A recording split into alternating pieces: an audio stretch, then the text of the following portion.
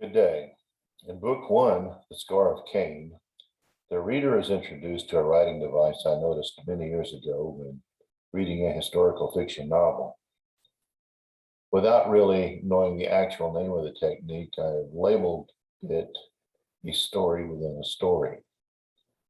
Realizing I could incorporate it within all my books, I decided to do so.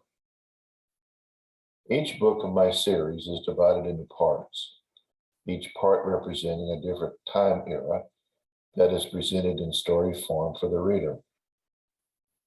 In the background, Benjamin Jasher, the protagonist of the series, is explaining history to two scientists who are assisting him on a translation project.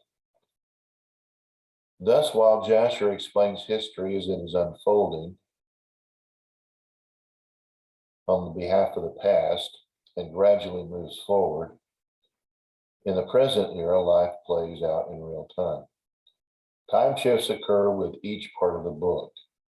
To clarify the time changes whenever there is a shift from one time period to the other, the part title has been written to note the date differences.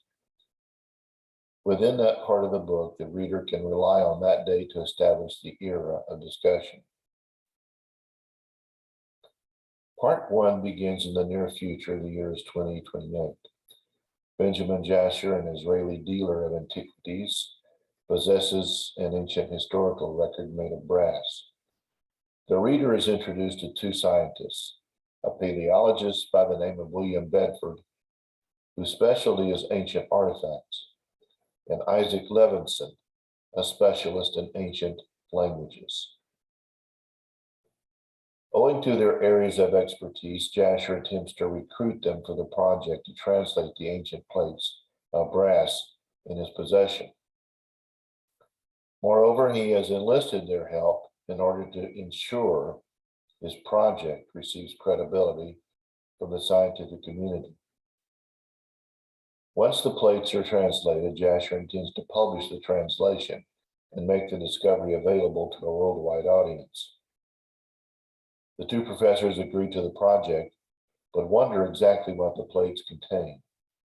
The translation begins in the home of William Bedford, and the three men settle in for the duration of the project.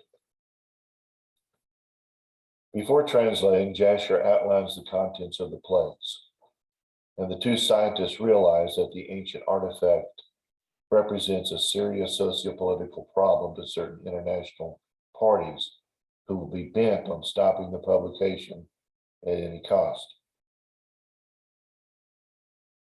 The three men are not long into the process before these corporate cartels and interests become aware of their efforts and begin their machinations to either halt the translation or steal them outright. Jasher, knowing they are running out of time, must begin their project before their activities push an old enemy to become desperate to halt the work at any cost.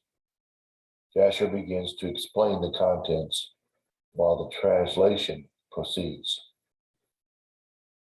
Representing the abridged records of Jasher, Part 2 of the book reflects Benjamin Jasher's account of the life of the first family of mankind. Thank you.